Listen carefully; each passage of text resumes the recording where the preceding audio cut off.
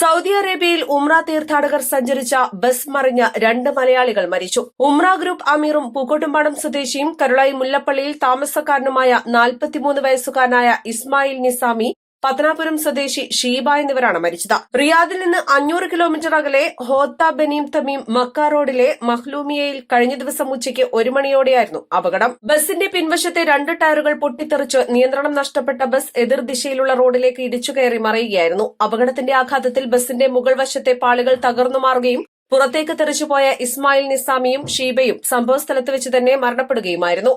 ബസ്സിലുണ്ടായിരുന്ന 50ഓളം യാത്രക്കാരിൽ ഭൂരിഭാഗം പേർക്കും പരിക്കേറ്റിട്ടുണ്ട്.